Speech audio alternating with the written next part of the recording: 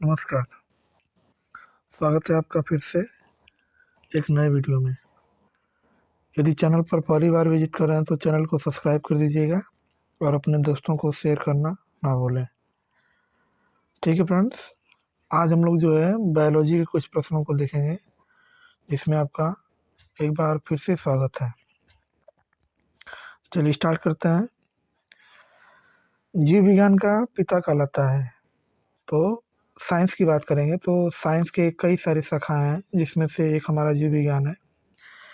जीव विज्ञान के पिता की बात करेंगे तो जीव विज्ञान के पिता को हम लोग बोलते हैं अरस्तु। जैसे रसायन विज्ञान के पिता को हम लोग लेवासिए के नाम से जानते हैं, उसी प्रकार सेम जीव विज्ञान का जो पिता कहलाता है उसको हम लोग अरस्तु कहते हैं। कीटों की वृद्धि करने का विज्ञान है। तो जो कीट वृद्धि करते हैं उनके विज्ञान को हम लोग क्या बोलते हैं, तो उनको कीट संवर्धन के नाम से उसको जानते हैं।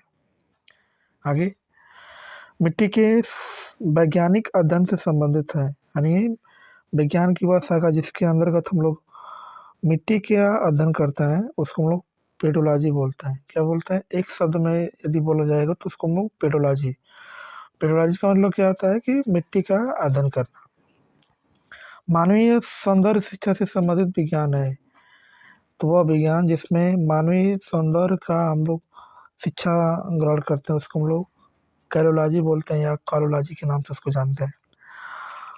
ऑन्कोलॉजी के अंतर्गत अध्ययन किया जाता है। तो ऑन्कोलॉजी के अंतर्गत हम लोग किसका अध्ययन करते हैं? कैंसर का। कैंसर के अंतर्गत कैंसर जो है हम लोग ऑन्कोलॉजी के अंतर्गत उसका क्या करते हैं? अध्ययन करते हैं। ये सब एक शब्द है विज्ञान के अंतर्गत आने वाले। ऑर्निथोलॉजी का मतलब क्या होता है? ऑर्निथोलॉजी के अंतर्गत हम लोग अध्ययन किया जाता है, तो हम लोग पक्षी का अध्ययन करते हैं, पक्षी। हड्डियों की पढ़ाई विज्ञान की किस शाखा के अंतर्गत आती है? तो ऑस्टियोलॉजी। ऑस्टियोलॉजी का मतलब होता है कि हम लोग हड्डियों का अध्ययन करता है, मानव शरीर में हड्डियों का ऑस्टियोलॉजी के अंतर्गत उसका अध्ययन किया जाता है।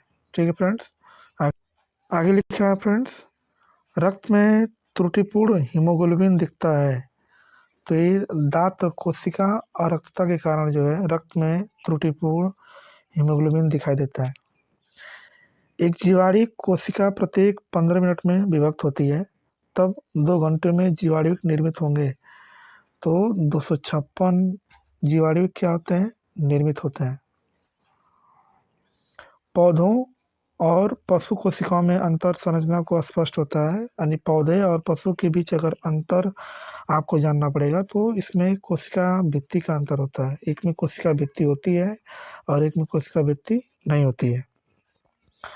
गुणसूत्र पर जीन की क्या बोला है? तो इसमें व्यवस्था होती है, यानी गुणसूत्र पर जीन की कैसी संरचना होती है? तो वहाँ पर लीनियर होता है, जिसको हम लोग रैखिक बोलते हैं। मानव गुर्दे की कोशिका में लिंग गुणसूत्रों की संख्या होती है। तो मानव गुर्दों की बात करेंगे तो उसमें जो वो गुणसूत्रों की जो संख्या होती है एक जोड़ा होता है। गुर्दे की बात हो रही है, न कि उसके लिंग गुणसूत्र की बात हो रही है।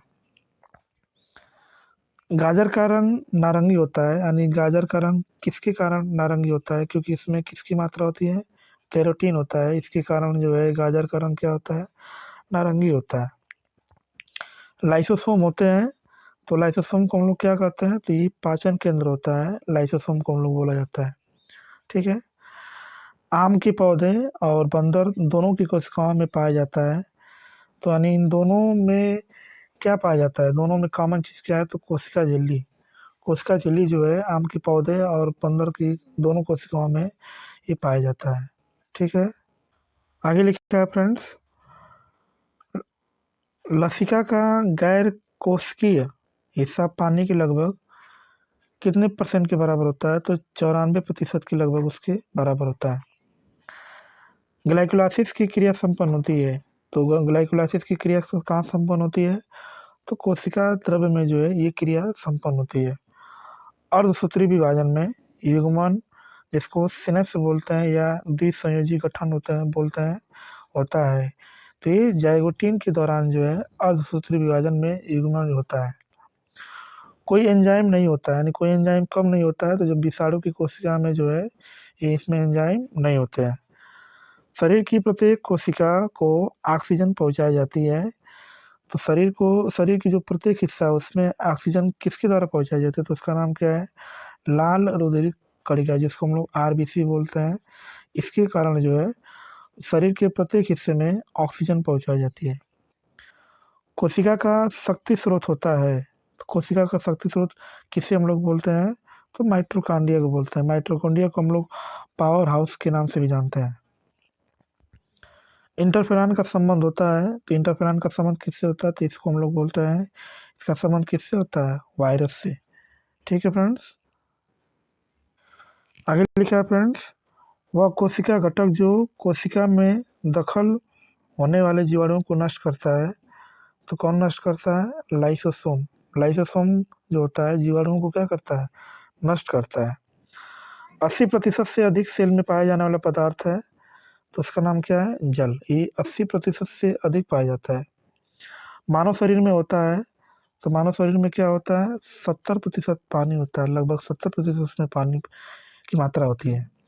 त्वचा का रंग निर्धारित होता है। तो त्वचा का रंग किसके कारण निर्धारित होता है? तो मेलानोसाइट नामक तत्व से जो है त्वचा का रंग क्या होता है? निर्धारित होता है। ठीक है फ्रेंड्स। आगे पोषक पदार्थ के बारे में हम लोग जानेंगे। पोषक पदार्थ से आने वाला क्वेश्चन जो है एग्जाम में पूछा जाता है। ठीक है। डीएनए का कौन सा भाग प्रोटीन की सूचना देता है? तो डीएनए का कौन सा भाग प्रोटीन की सूचना देता होता है? तो उसको हम लोग जीन बोलते हैं। जीन जो होता है प्रोटीन की सूचना देता है। पाचन के बाद प्रोटीन परिवर्तित होते हैं, यानी पाचन के दौरान प्रोटीन किस में परिवर्तित होता है? तो वो जो है अमीनो अम्ल में परिवर्तित होता है, जिसको हम लोग अमीनो एसिड भी कहते हैं। रक्त के थक्के से संबंधित एक कारक है। तो रक्त के थक्का जो है किस विटामिन की कारण जो का बनता है? तो विटामिन के। विटामिन के की बात करेंगे तो विटामिन के का रासायनिक नाम जो होता है फ्लूरोक्विनोन होता है, और इसके कारण जो है रक्त का थक्का जो है का निर्माण होता है। ठीक है फ्रेंड्स। आगे लिखा है फ्रेंड्स, जैविकी सिस्टम में रासायनिक प्रक्रिया को तेज करने में उत्तरदायी पदार्थ है। यानी जब भी हमारा लिविंग सिस्टम होता है उसमें रासायनिक प्रक्रिया को तेज करना है, तो उसमें जो पदार्थ होता है उसको हम लोग एंजाइम जो होता है रासायनिक सिस्टम की जो प्रक्रिया होती है उसको क्या करता है? तेज बनाने में सक्षम होता है। वह वनस्पति खाद्य जिसमें अधिकतम प्रोटीन होता है। तो सोयाबीन की बात करेंगे तो सोयाबीन में प्रोटीन की मात्रा क्या होती है? अधिक होती है। फलियां अत्यधिक पौष्टिक होती हैं क्योंकि उनमें प्रचुर मात्रा में होता है। तो उनमें प्रचुर मात्रा में क्या होता है? तो प्रोटीन होता है, जिसके कारण क्या होता है उनमें वे पौष्टिक होती हैं फल। शाकाहारी भोजन में विपुल मात्रा में पाई जाती हैं। तो शाकाहारी भोजन में जो है विपुल मात्रा में क्या पाए जाते हैं? तो उसका नाम क्या है? सेलुलोज शर्करा। ये जो है शाकाहारी भोजन में पाई जाती हैं। दाल अच्छा स्रोत होता है। तो दाल किसका अच्छा स्रोत होता है? तो प्रोटीन का जो है सबसे अच्छा स्रोत होता है। कार्बोहाइड्रेट के अपघटन के उपरांत अंतिम रूप से बनता है। तो जब भी कार्बोहाइड्रेट का अपघटन होता है तो उसमें जो बनता है उसका नाम क्या होता है? ग्लूकोज होता है। ग्लूकोज जो है वहाँ पर उसका निर्माण होता है। एस्कॉर्बिक एसिड भी कहा जाता है। तो एस्कॉर्बिक एसिड किस विटामिन को हम लोग बोलते हैं? तो विटामिन सी को बोलते हैं। इसको हम लोग एस्कॉर्बिक एसिड के नाम से भी इसको जानते हैं। गेहूँ, चावल और शहद स्रोत हैं। तो ये किसके स्रोत होते हैं? तो ये जो है कार्बोहाइड्रेट के स्रोत होते हैं।